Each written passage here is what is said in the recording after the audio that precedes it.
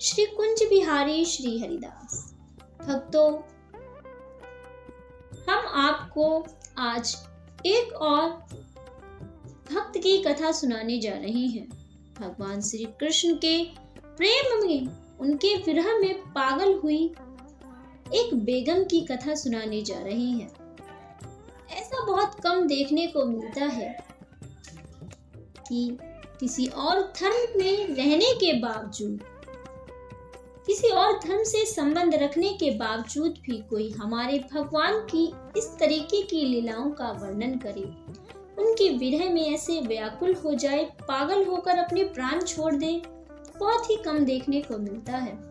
आज हम आपको बादशाह अकबर की बेगम, जो कि ताज बेगम के नाम से जानी जाती हैं, उनकी कथा सुनाने जा रहे हैं। बादशाह अकबर की ताज बेगम भगवान श्री कृष्ण की बहुत बड़ी भक्त हुई है, लेकिन शुरू से क्योंकि वो मुसलमान थी तो उन्हें भगवान में इतना दिलचस्पी नहीं थी। बादशाह अकबर ने जोधा बेगम से विवाह किया था और जोधा बेगम भगवान श्री कृष्ण की भक्त थी। बादशाह अकबर भी वृंदावन आते जाते रहते थे। एक बार बादशाह अकबर अपने परिवार के साथ वृंदावन में बांके बिहारी जी के दर्शन करने के लिए जाते हैं। वह ताज बेगम से भी कहते हैं कि आप भी चलिए। पहले तो वह जाने के लिए मना कर देती है, कहती है कि नहीं, उन्हें भगवान में कोई दिलचस्पी नहीं, वह नहीं जाना चाहती। लेकिन अकबर जी और जोधा जी के कहने पर वह चलने के लिए तैयार हो जाती है। बादशाह जी मंदिर पहुंचते हैं। मंदिर पहुंचने के बाद वो स्वामी जी से कहते हैं कि हमें भगवान जी के दर्शन करने हैं, लेकिन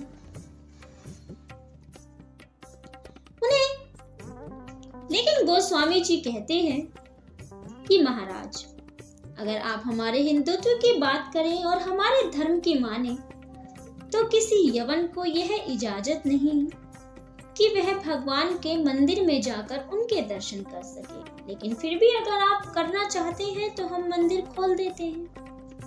बादशाह अकबर हिंदू धर्म के भगवानों की बहुत इज्जत करते थे। उन्होंने कहा कि अगर आपका धर्म आपको इजाजत नहीं देता तो आप ऐसा कोई काम मत करिए।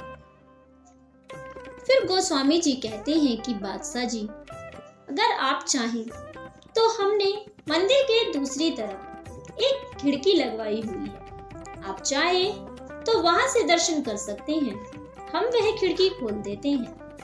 बादशाह जी दर्शन करने के लिए तैयार हो जाते हैं। गोस्वामी जी मंदिर की खिड़की खोल देते हैं। बारी बारी करके सब दर्शन करके चले जाते हैं। बादशाह अकबर भी भगवान को देखते हैं, हाथ जोड़ते हैं, उनके सामने शीश झुकाते हैं और आगे चले जाते हैं। ऐसे करके ताज बेगम की बारी आती है। अब जैसे ही ताज बेगम खिड़की पे बैठकर भगवान मदन मोहन को निहारती हैं, तो वह उनके रूप को देखकर स्तब्ध रह जाती हैं और अपनी सुध बुध भूल जाती हैं। हमारे भगवान श्री कृष्ण ऐसे ही होते हैं, न जाने कौन से गुण पर दयानिधि रीझ जाते हैं। भगवान श्री कृष्ण कहते हैं कि जो भक्त मुझसे दूर भागना चाहते हैं, मैं उन्हीं के ही पीछे आता हूँ, लेकिन यह बात सभी भक्तों पर लागू नहीं होती। जिनके अंदर प्रेम, विश्वास और श्रद्धा अटूट भरी हुई होती है, वह अपनी कृपा भी उन्हीं पर करती है। न जाने किस गुण की वजह से भगवान श्री कृष्ण ने ताज बेगम को अपना लिया। ताज बेगम दर्शन कर वापस अपने महल में चली जाती हैं, लेकिन भगवान श्री कृष्ण उनका पीछा नहीं छोड़ते। पता नहीं उन्हें ताज बेगम में क्या नजर आ जाता है, क्या चीज उन्हें अच्छी लग जाती है। शायद उनके पिछले जन्म का कोई पुण्य कर्म होगा जो भगवान को उनकी ओर खींच लाया है। अगर कहें कि ताज बेगम श्री कृष्ण की भक्त नहीं थी, श्री कृष्ण जी ताज बेगम के ईश्वर बनना चाहते थे, वह उन्हें अपनी भक्त बनाना चाहते थे। ताज बेगम घर आकर पागल सी हो जाती है। उन्हें हर चीज में त्रिभंग लली भगवान श्री कृष्ण ही दिखाई देते हैं। गिरिराज के दर्शन करने के बाद उन्हें सब चीजों में वही नजर आते हैं। वह उन्हें खाना खाते हुए नजर आते हैं, खेलते हुए नजर आते हैं, बाहर घूमने जाती हैं तो वृक्षों में भी वही नजर आते हैं, आसपास सभी में वही नजर आते हैं। ताज बेगम की हालत इतनी खराब हो जाती है कि उन्हें बहुत तेज बुखार आ जाता है। वह बावरी सी हो जाती हैं। राजा अकबर बहुत बड़े बड़े वैद्य को बुलाते हैं, पर ताज बेगम का ज्वर नहीं उतरता। एक दिन ताज बेगम अपने मन की बात बादशाह से कहती है। वह बादशाह को बुलाती हैं और उनसे कहती है कि बादशाह सलामत, मैं आपसे अपने मन की बात कहना चाहती हूँ। मुझे पता है कि यह ज्वर ठीक होने वाला नहीं है। बादशाह जी कहते हैं, नहीं नहीं बेगम, ऐसा मत कहिए, हम और अच्छे वैद्य बुलाएंगे आपके लिए। तब बेगम कहती है, नहीं बादशाह सलामत, यह ज्वर किसी वैद्य की दवाई से ठीक नहीं होगा। यह ज्वर भगवान के विरह की पीड़ा से हुआ है। यह ज्वर मुझे भगवान की विरह से हुआ है। मुझे उन्हीं का दर्शन कर यह ज्वर उतर जाएगा। वह अकबर जी को बताती है कि जब से उन्होंने श्री कृष्ण भगवान के दर्शन किए हैं, वो उनके चित्त में ऐसे बस गए हैं कि वहां से निकलने का नाम ही नहीं ले रही हैं।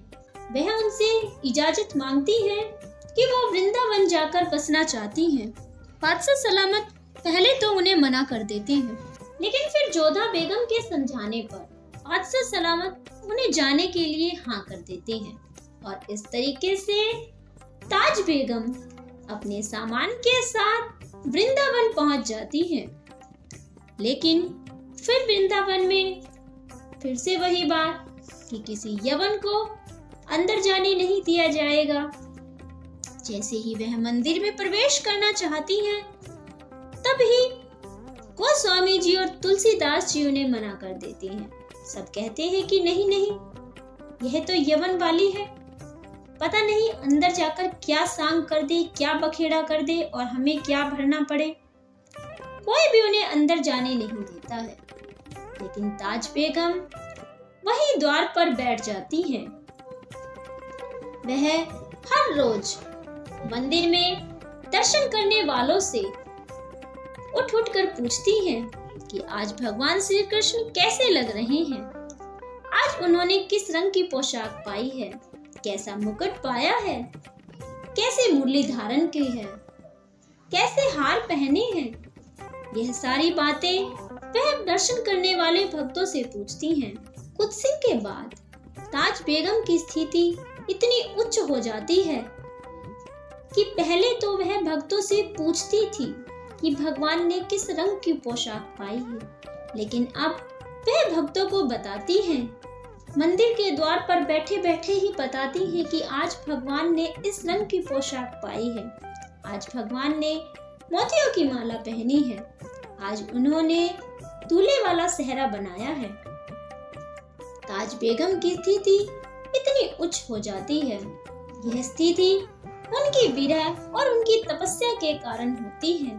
ताज बेगम एक बार गोकुल की होली का वर्णन करते हुए बताती हैं कि गोकुल में नंद बाबा ने कैसे कपड़े पहने हैं, माता यशोदा किस तरीके से गुलाल लगा रही हैं, सारी गोपियां गुलाल उड़ा उड़ा कर नहा रही हैं, नाच रही हैं, यहाँ तक कि गायें भी आपस में एक दूसरे को मुख से मुख रगड़ कर गुलाल लगा रही हैं।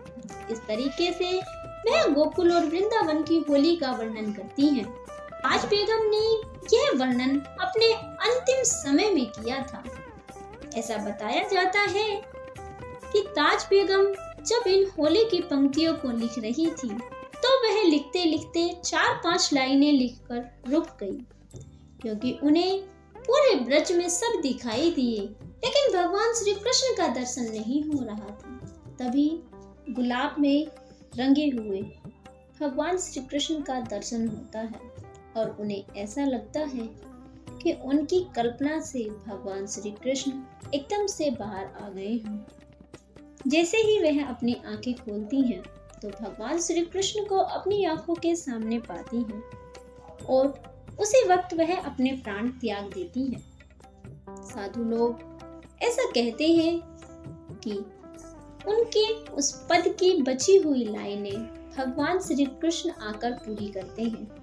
तरीके से ताज बेगम अपने जीवन काल को पूरा कर भगवान के चरणों में शरण पाती है और एक यवन होने के बाद भी भगवान की इतनी बड़ी भक्त बन जाती है। भगवान किसी की धर्म और जाति देखकर उसे अपना नहीं बनाते हैं। भगवान को पाने के लिए हमारे मन में सच्ची श्रद्धा और अटूट विश्वास होना चाहिए। तो तरफ वो विरह होनी चाहिए जो इन भक्तों में थी और ये भगवान को पा गए। इस तरीके से आज ताज बेगम की भी कथा समाप्त होती है। ऐसी ही और आध्यात्मिक कथा सुनने के लिए हमारे चैनल को सब्सक्राइब करें। अगर आपको ताज बेगम की कथा अच्छी लगी है तो वीडियो को लाइक करें, शेयर करें और कमेंट में जय श्री कृष्णा जरूर लिखें। अपने पूरे दिन में आप एक बार तो जय श्री कृष्णा या राधे राधे लिख ही सकते हैं। एक बार राधे राधे नाम लिखने से पता नहीं हमारे कितने जन्मों के पाप कट जाते हैं, लेकिन आप लोग एक बार भी कमेंट नहीं लिखते हैं। प्लीज कमेंट जरूर लिखा करें। आपकी कमेंट लिखने से हमें बहुत अच्छा लगता है।